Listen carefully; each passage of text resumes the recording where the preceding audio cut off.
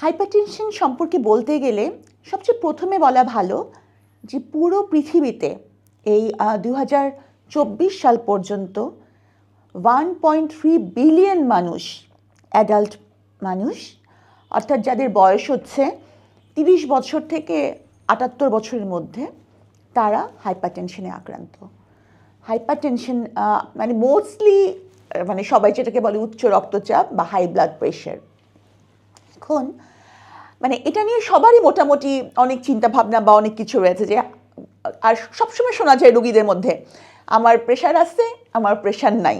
হ্যাঁ, কিন্তু আসলে একটা নর্মাল ব্লাড প্রেশার তো সকলেরই মেনটেন হয়, কিন্তু যখনই এই প্রেশারটা 140 মানে সিস্টোলিক ব্লাড প্রেশারটা 140-র উপরে এবং ডায়াস্টোলিক ব্লাড প্রেশারটা 90-র উপরে উঠে যায়, তখনই আমরা বলি যে তিনি উচ্চ রক্তচাপ বা হাই ব্লাড প্রেশারে ভুগছেন।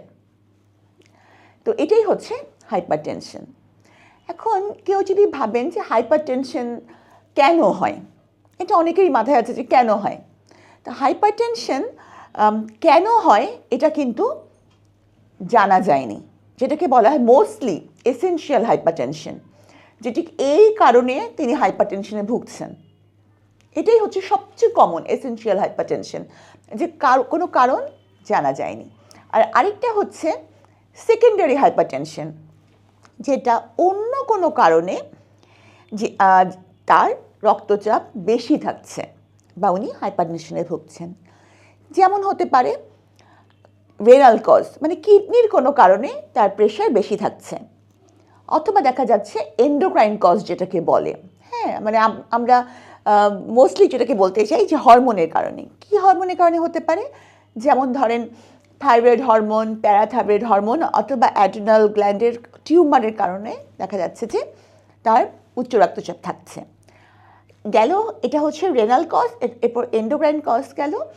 এবং আরেকটা হতে পারে যে ভ্যাসকুলার কজ, যেমন কোয়াক্টেশন অফ দ্য অ্যাওর্টা অথবা রেনাল আর্টারি স্টেনোসিস। এইসব কারণেই দেখা যাচ্ছে যে তার হাইপারটেনশন। তো এগুলো হচ্ছে সেকেন্ডারি কজ, মানে কোনো কারণে তার হাইপারটেনশনটা।